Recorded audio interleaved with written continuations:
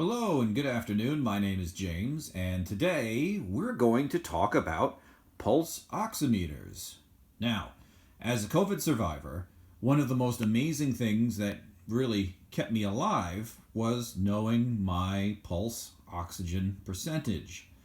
I was told by the doctor that anything from 99% saturation to 95% saturation could be considered normal.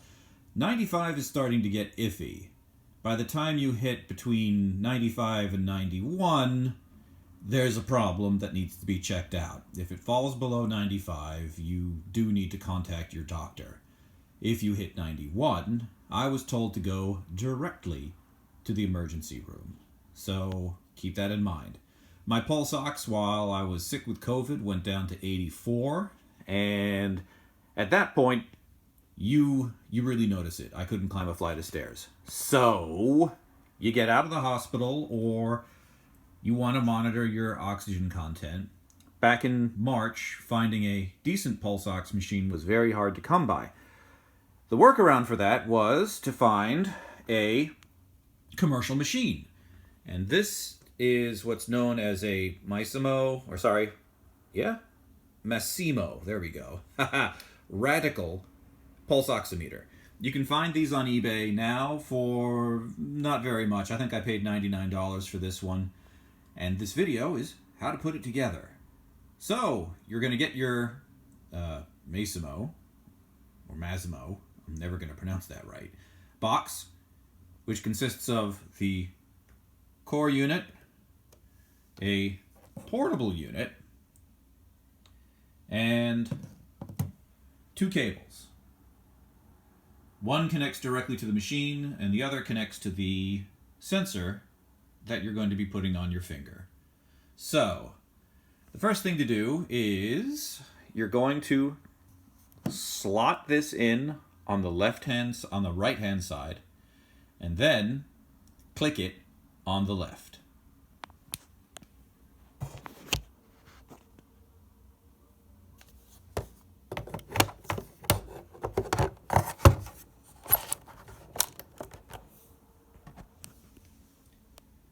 That's literally how it connects.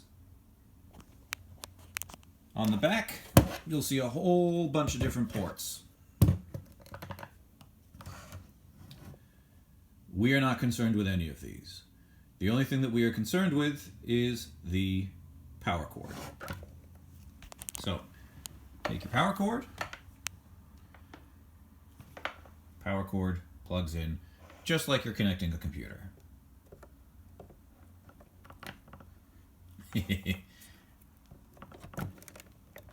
Alright. If your power cord is plugged in, you'll probably hear what sounds like the unit powering up. Don't worry about this. What we have here is a low battery indicator. A lot of these are cycled out of hospitals because the batteries are no longer retaining their charge. That doesn't bother us, that doesn't concern us. And you can see here also that it's plugged in. The biggest thing that we care about with this unit is two things. One, that socket right there for the sensor. And two, we're not even going to focus on any of the other buttons which change the parameters of the machine. You can Google for these and find operational manuals. The only thing that we care about here is the power button. If you don't want to be bothered by the alarm because you're high-strung and you have a high pulse rate, this can be calibrated to different pulse rates to alarm you if your pulse is too high. And then there's the brightness button for the display. These four buttons are for going through different menus and changing different sub-options. There's your speaker for essentially hearing your pulse and for for sounding any alarms. So,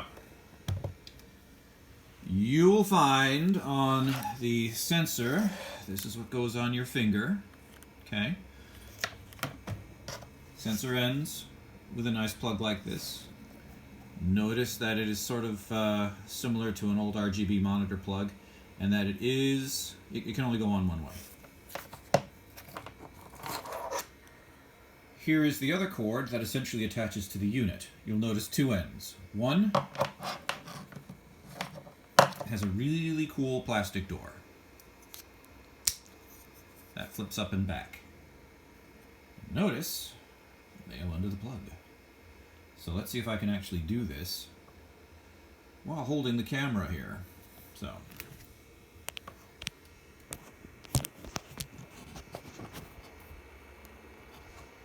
it's not going to work. All right. So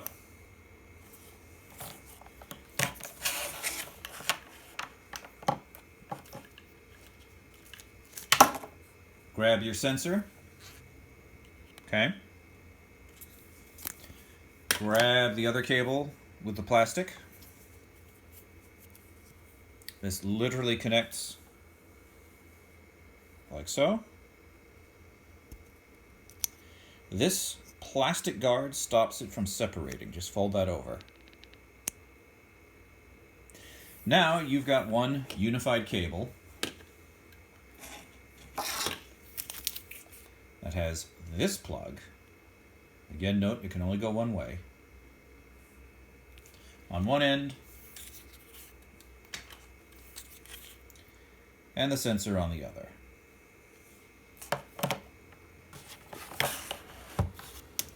If you look at our pulse ox machine, which is still turned off even though the fan is running because it's attempting to charge that flat battery. Don't worry about squeezing the side clips. Double check your orientation. And under no circumstances, force. This literally plugs in right here.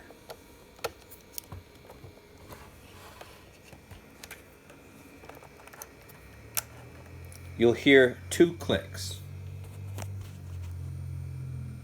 as each tab connects with the socket. This also flexes slightly to reduce strain on the socket from the patient moving. So we have our sensor. We have the power plugged in. Sensor is plugged in. All we care about now is turning the unit on. Power button here, hold, release.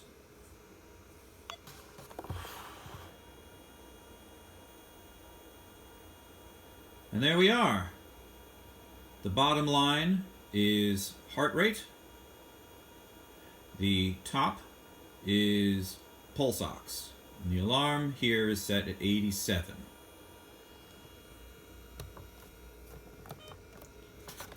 You can turn the backlight off. Turn the backlight on. On this unit it's a little flaky. Now it says sensor off because it's not receiving anything from the patient. If you look at the sensor now, you'll see a laser right on the bottom. That laser is going to read your oxygen content through essentially determining how much light is passed back through to the sensor from the blood flowing in your finger. So what you want to do is make sure that your nail is on top of the sensor and that the fleshy pad where your fingerprints are is facing the red laser. And that's really it. You stick your finger in and you will see your heart rate and oxygen content appear on here. And there you go. I'm a bit of a pussy because COVID scared the crap out of me. So I really only use this when I absolutely have to. If I'm having a day where I feel like there's a problem, I'll plug my finger in here and connect and get my pulse ox rate.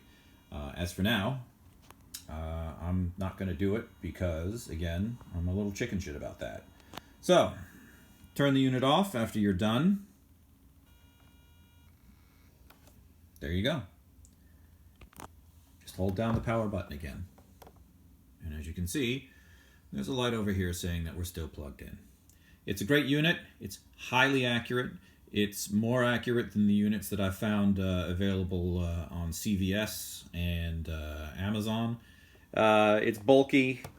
It's a little old, but again, self-calibrating and highly accurate and highly repeatable. Thanks.